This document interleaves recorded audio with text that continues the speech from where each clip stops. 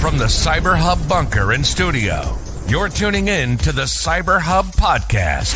And now for your host and CISO, James Azar. Well, good morning, Cyber Gang, and welcome to another episode of the CyberHub Podcast Practitioner Brief, Tuesday, April 11th, 2023. Good morning. It's afternoon in Israel, so good afternoon, everyone tuning in from the Holy Land. We've got a packed show today, an update on MSI, Yum Brands reporting a data breach.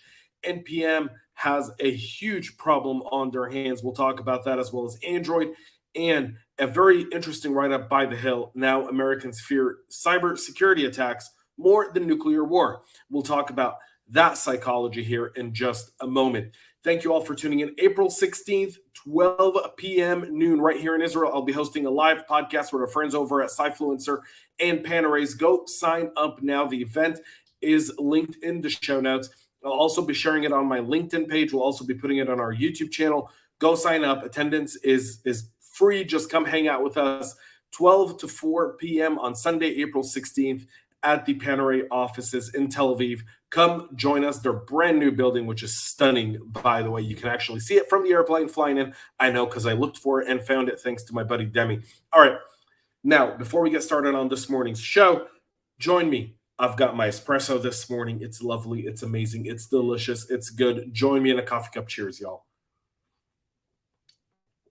And I know I said this morning, even though it's afternoon, but it's always that kind of deal. All right, cyberhubpodcast.com, where you can find all the lists. Make sure to subscribe.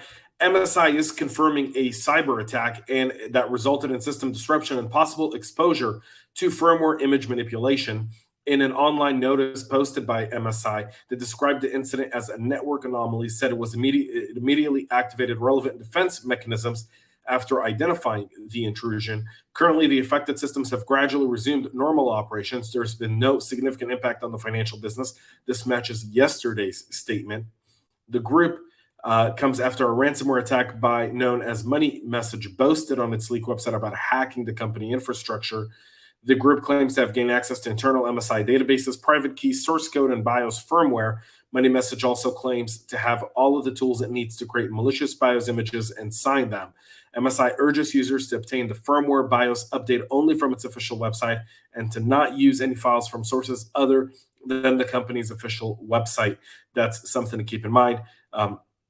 Obviously, being that they're located in Taipei, Taiwan, and with the recent kind of Chinese tension on their targeting Taiwanese organizations and Taiwan as a whole, we're probably going to see more and read more into this here over the next few weeks. KFC Pizza Hut owner Yum Brands is disclosing a data breach after a recent ransomware attack. Yum Brands, the owner of KFC, Pizza Hut, and all of our favorite Taco Bell fast food chains, is now sending data breach notification letters to an undisclosed number of individuals whose PII was stolen in a January 13th ransomware attack. This comes after the company said that some data was stolen from its network and has no evidence that the attackers exfiltrated any customer information. The data breach notification letter sent to affected people starting on Thursday. Yum Brands revealed it has now found that attackers stole some individual personal information, including name, driver license number, and other ID card information. This is likely going to be more employee-related than customer-related. The company also added that an ongoing investigation has not found evidence that the stolen data had been used for any identity theft or fraud. As a direct result of the January ransomware attack, Yum Brands was forced to shut down nearly 300 restaurants in the UK on January 18th when they announced the ransomware attack that impacted certain IT systems, which resulted in the closure of fewer than 300 restaurants in one market for one day. You can imagine the financial loss there. They have incurred and may continue to incur certain expenses related to the attack, including responding, remediating, and investigating the matter, and maybe upping your cyber security budget just a little bit more as well. So no further news there. Criminals have flooded the NPM open source package repository for Node JavaScript with bogus packages that briefly even resulted in a denial of service attack. The threat actors created malicious websites and published empty packages with links to those malicious websites, taking advantage of the open source ecosystem's good reputation on search engine. This coming according to Checkmark's Joseph Harush Kaduri in a report published last week. The attacks caused a denial of service that made NPM unstable with sporadic service unavailable errors. While similar campaigns were recently observed propagating phishing links, the latest wave pushed the number of packages versions to 1.42 million, a dramatic uptick from the nearly 800,000 packages released on NPM. The attack technique leverages the fact that open source repositories are ranked higher on search engine results to create rogue websites and upload empty NPM modules with links to those sites in the readme.md files. So other checkmarks points out that there were multiple actors behind the activity. The end goal is to infect the victim system with malware such as Redline Stealer, Globeteba, Smoke Loader, and the cryptocurrency miners. Other links take users through a series of intermediate pages that ultimately lead to a legitimate e-commerce site like AliExpress with referral IDs, earning the actors a profit when the victims make a purchase on the platform. So both good and bad there.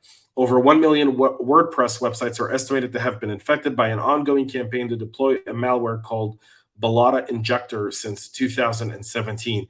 The massive campaign per GoDaddy Socori leverages all known and recently discovered theme and plugin vulnerabilities to breach WordPress sites. The attacks are known to play out in waves once every few weeks. The campaign is easily identified by its preference for a string.from shardcode obfuscation, the use of freshly registered domain names hosting malicious scripts on random subdomains, and by redirects to various scam sites, according to Dennis Singabuco. Sorry, Dennis, I apologize for not saying your last name correctly. The website uses fake tech support, fraudulent lottery wins, and rogue CAPTCHA pages, urging users to turn on notification. Please allow to verify that you're not a robot, thereby enabling the actors to send spam ads. The report builds on recent findings from Dr. Web, which detailed the Linux malware family that exploited flaws in more than 24 plugin and themes to compromise vulnerable WordPress sites.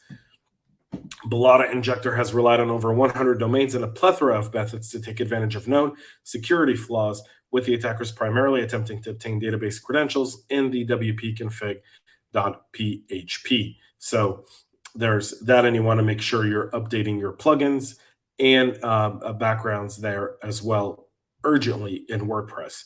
An app for sale. Cybercriminals are selling Android hacks for up to $20,000 a pop.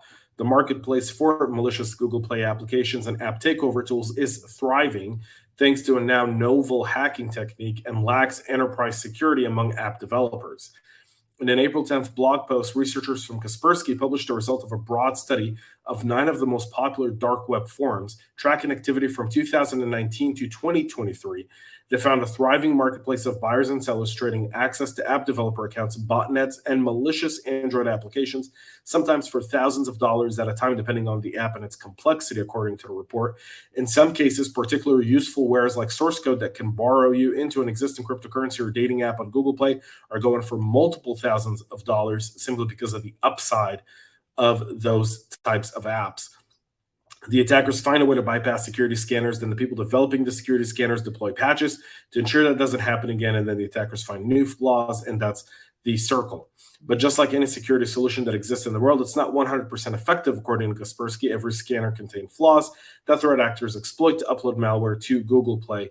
Generally speaking, there are 2 common ways to sneak malware into the App Store. One involves uploading a perfectly harmless app to the marketplace. Then after it's approved, or even better, after if it's secured a substantial enough audience, they push an update containing malicious code. Alternatively, they may use compromised legitimate app developers latching onto their account to upload malware to existing apps. App developer accounts can be cracked more easily without strong password policies and MFA in place. In some cases, credential leaks can do most of the job for the criminals, providing the login necessary. So Google, Android, and Google apps remain critical, and that's where we as practitioners really have to insist on having good containers for our data within Android devices, making sure we're separating the OSs. That becomes so critical. Microsoft and Fortra are getting legal permission to counter Cobalt Strike abuse. Microsoft and 2 partner organizations have been granted a court order to go after cybercriminal infrastructure associated with the rampant abuse of Cobalt Strike, which is a legitimate testing tool that attackers have used to wreak havoc on the healthcare industry. In an initiative announced Thursday, the company's digital crimes unit, alongside the nonprofit Health Information Sharing and Analysis Center and software maker Fortra, is working to disrupt cracked legacy copies of Cobalt Strike and abused Microsoft software, which have been used by criminals to distribute malware, including ransomware. Fortra's Cobalt Strike is an adversary simulator and pen testing software used by red teams to detect vulnerabilities and plan response. On March 31st, the U.S. District Court for the Eastern District of New York issued an order allowing the three entities to go after the malicious infrastructure used in attacks such as command and control servers. Doing so enables us to notify relevant internet service providers and computer emergency readiness teams who assist in taking the infrastructure offline, effectively severing the connection between criminal operators and infected victim computers, according to Microsoft. This is a global Scrooge using detection analysis, telemetry, and reverse engineering. Microsoft have tracked infrastructure worldwide, including China, the US, and Russia. They've observed nation-state groups in Russia, China, Vietnam, and Iran using cracked copies of Cobalt Strikes. The recent was used by Conti to infiltrate the government of Costa Rica, and we saw what that did there. So hopefully that's very successful. And now to this story by The Hill, where more Americans now fear cyber attack than nuclear attack. Americans now see cyber attack as the greatest threat facing the country, according to two recent polls suggesting the cyber fears have outflanked concerns over climate change, immigration, terrorism, or nuclear weapons. The national obsession with computer-on-computer attack, documented in a 2023 Gallup poll and a 2022 Pew Research survey, come at a time when cyber attacks seem to be everywhere and nowhere. Most Americans would be hard-pressed to name a recent act of cyber terrorism that claimed American lives or plunged the nation in economic chaos. Yet the daily news cycle brims with accounts of rising cyber tensions. More than any past cyber attacks, perhaps American fear the attack is yet to come.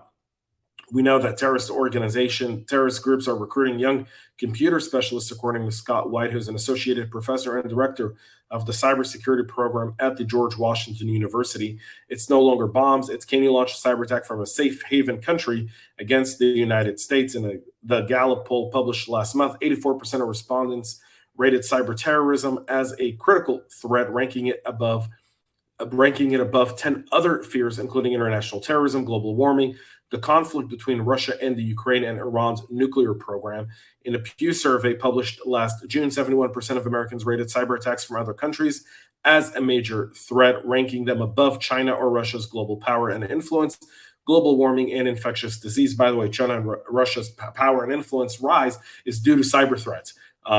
They're coming at us. They're cutting our organizations. They're stealing IP. They're defrauding at least $10 billion a year. This is no joke here. The fact that Americans are paying more attention to this is very, very good for us as practitioners. This shows the fact that people do care. It's a great way to build relationships across the organizations. It's a great way to break down walls that exist, and it's a great way for cybersecurity practitioners, CISOs, directors, VPs, or even an analyst or a GRC audit function to go through these steps and explain the dangers that exist for organizations there. There's nothing more important than that right now for us. I wrote a blog on Sunday that's available on our website at cyberhubpodcast.com on how, and on my Substack, by the way, where the geopolitical landscape that's shifting right now. We're in the midst of a global shift in geopolitics. China, Russia, Iran, and North Korea have created an axis. Iran's been let into that axis because of how they're supporting Russia. China sees the Russia and Ukraine war as keeping the West occupied while it makes its moves in the South China Sea. China and Russia are offering Iran additional cyber capabilities and tools. They're training their teams. When President Trump took Khamenei, the general.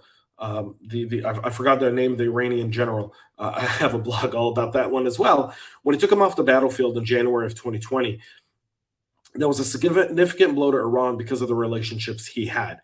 Well, now the new president of Iran has really aligned himself with China and Russia. And so China and Russia see as Iran as being a disruptor to the West.